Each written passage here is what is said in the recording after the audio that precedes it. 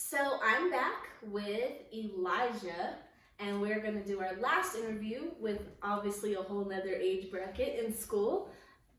Elijah, how old are you? I'm 16. 16. And what grade are you in? I'm a junior, 11th grade. Junior, 11th grade. And are you in public school or homeschool? Homeschool. Homeschool, okay. So let's see, I have some questions in my phone here. My daughter-in-law and my son are helping me with questions like, oh, Mom, you should ask this, so this is what I'm going to ask. So this is from my daughter-in-law, Mariah. If you could go back in time, what would you tell yourself about school, life, or relationships? You can go back to yourself, let's say at 6th grade. What would you tell yourself? Watch your influences and, listen. I think at that age you're so stubborn in your mindset and your ways. Mm-hmm. You're going through puberty, hormones are everywhere, and you're just focused on your ways and your ways and way only. And, you block out parents and you tend to cling on to bad influences in school. So I would tell myself, to be careful of those people and watch who you talk to, watch who you hang around, and watch who you actually listen to. Okay, that's really good. Yeah. Were you ever in public school, or have you been homeschooled your whole life? I was public school up till 7th grade. Okay, and I'm asking that because you said in 6th grade you tend to hang around the wrong influences. Is that something you experienced?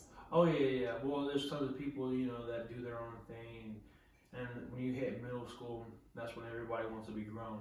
So, you walk into the bathroom and you see kids pulling out blunts and vapes, or you can walk into a classroom and kids are talking about sex.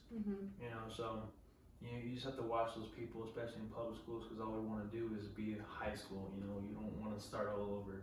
Right. When you leave middle school, when you're in 5th grade, you feel like the big kid, but when you hit middle school, you're the young kid again. So you're going to do anything you can to be the big kid again.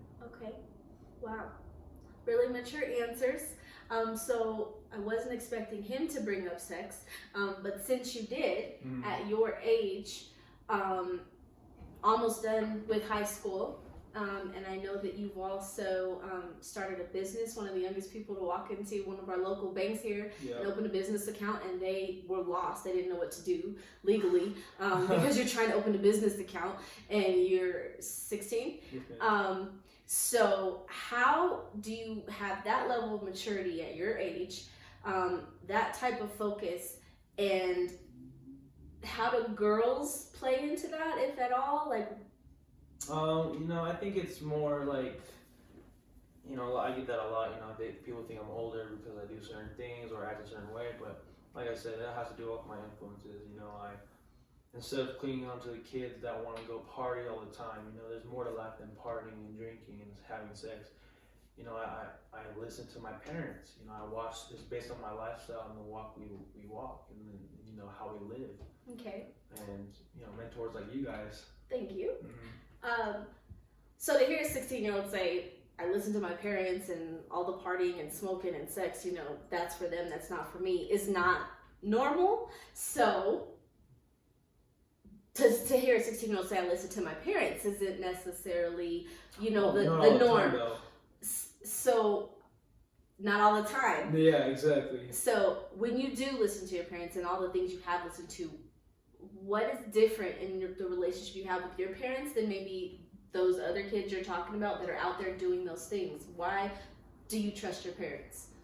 Because, when I talked to those kids that were in school and I was getting closer with them, a lot of them, their parents were going through divorce, or their parents were addicted to drugs, and they didn't know how to cope with that. So they came to school and brought the anger towards others. That's where bullying comes from. That's where that's how you see people that are just in dysfunction. And so I learned from them and watching them.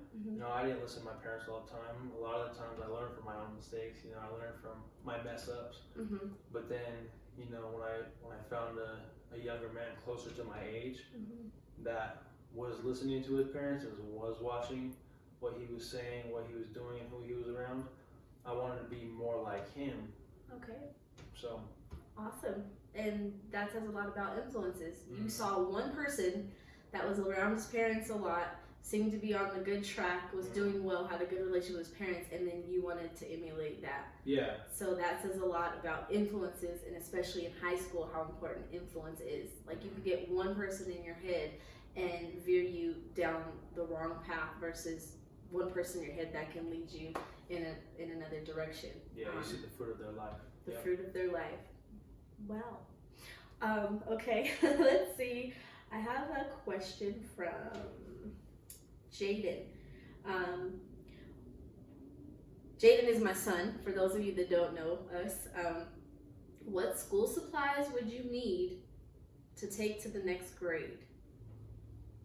So for you, going into senior year, what supplies, I don't know if he meant that literally, but probably more figuratively, what do you think you would need for your last year of high school?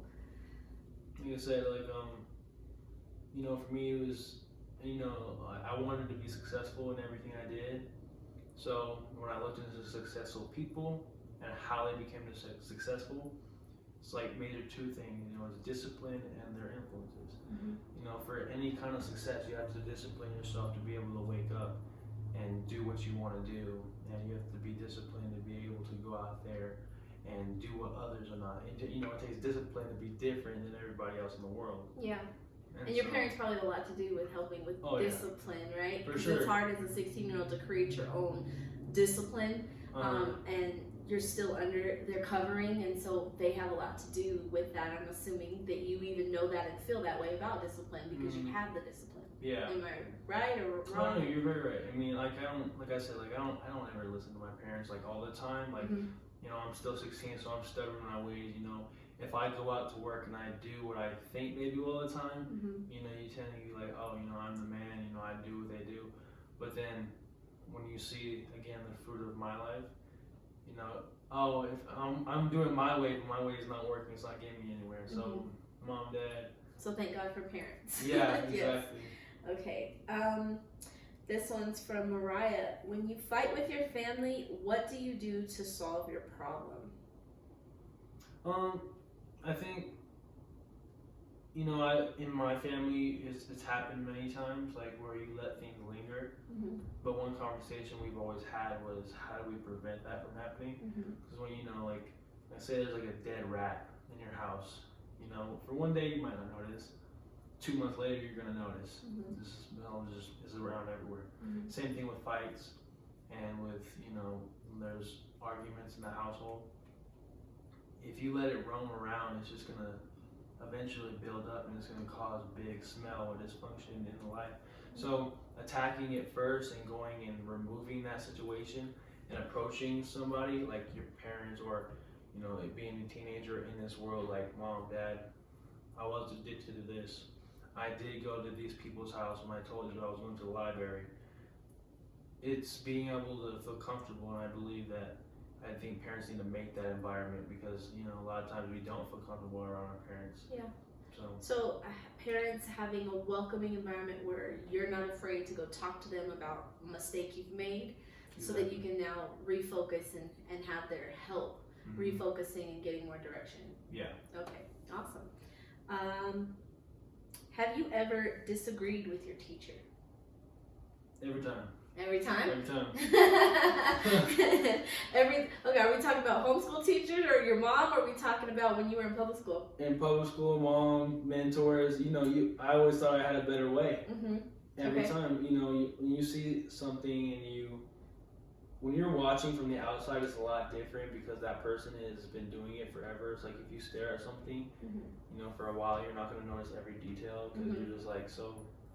Tunnel vision. Yeah, exactly. Yeah, for sure. So for someone who's starting a business at 16 and is mature and is choosing not to hang out with the crowd that are sex, drugs, and rock and roll, but yet you say you disagree every time. I have a hard time believing that.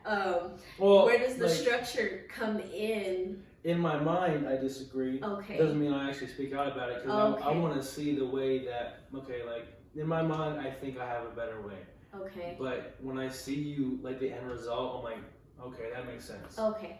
So in your mind, your teenage brain is, I instantly disagree with what you're saying because I think I have a better way. I think I know better than you, mom, dad.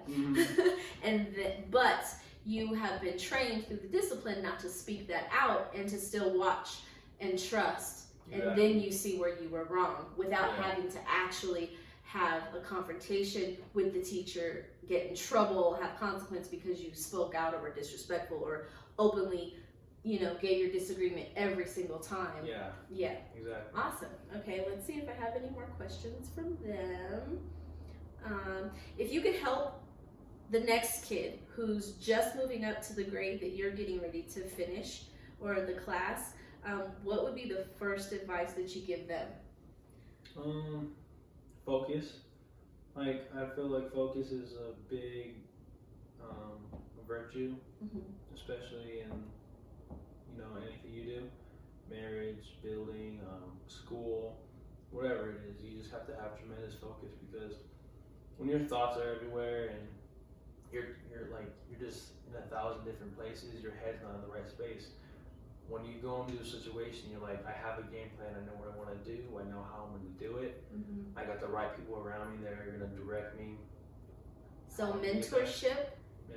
The right people around you to direct you, and training your brain to focus Exactly. on the goal versus maybe the average teenager whose brain is going in a million different directions. So now they're seeding into the chemicals and the hormones that they're already dealing with and making it just more sloppy, maybe like a kindergartner who's all over the place, when they in reality should be much more mature at that age. But there's a lot that we can learn and do different in parenting, and in the last few decades we've lost our way, I think, as parents, and there are different results that we could have as adults, having mentors on how to do better, because no one is above the level of needing a teacher. And that's something I go into in the book, because you are both the student and the teacher to your spouse. At times you were learning from them, and at times you were teaching them. So this was a really great conversation. There's one more question I have to ask, because it was one of them, my husband, made the comment. He was supposed to give me a question to ask you, but he says, don't have sex till you're married. Is that realistic, and how do you feel about that? I feel like everybody says it. Like sex is a taboo topic that nobody wants to talk about. But when you're in middle school and high school, that's all everybody talks about. That's all you want to do. Like, you can go to any place at a teenage party, and you can play the game, spin the bottle, or 7 minutes in heaven. And it turns into you're one thing leads to another. Yeah, like I heard somewhere, I'm not sure who it was, but sex is like fire, and in the right container, if it escapes, it can be really dangerous. Like we just saw Australia in the beginning of the year burn down. Half the estate.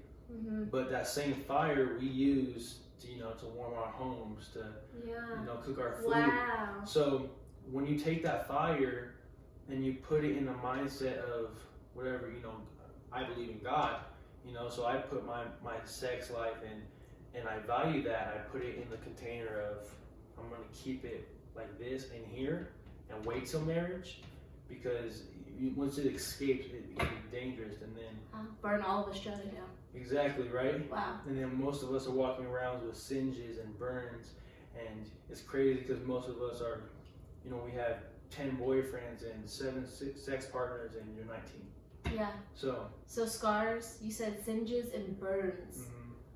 Wow. I can relate to that. I agree with that. And it is very inspiring me to hear a 16-year-old, other than my son, because I raised him, I know what he says, who's now 20. To hear you say those things is very motivating. It helps to inspire me, know that I am on the right path with letting other people know that there's another way, a better way, so we can stop paying the harsh consequences of the things we're dealing with in our marriages and in parenting our kids, whether they be in kindergarten, 5th grade, 9th grade, college, young adults. There's a better way. It's just all lack of instruction. And I'm really praying that my book is the instruction that you need. So, as I mentioned over and over again, the Kickstarter starts tonight, March 1st, so tonight at midnight. We are raising funds to get this book that talks about all these things and compares the maturity levels of marriage to the maturity levels and the social interactions that you would have in school to make it all much more simple to grasp, because marriage is the most complicated relationship on earth. And if you can master that, life is just really worth living. Single or in a relationship, there's just a lot for you to learn in growing into a mature marriage, because it talks about growing into a mature you, which is necessary if you're going to grow a relationship into anything. So I love you guys. Thanks for being a part of this. Thanks for listening. And I can't wait to talk to you again with some results from the Kickstarter campaign. Thank you, Elijah. Oh, yeah, absolutely. Thank you. Bye, guys. Cool. How long are we talking? Like 20 minutes?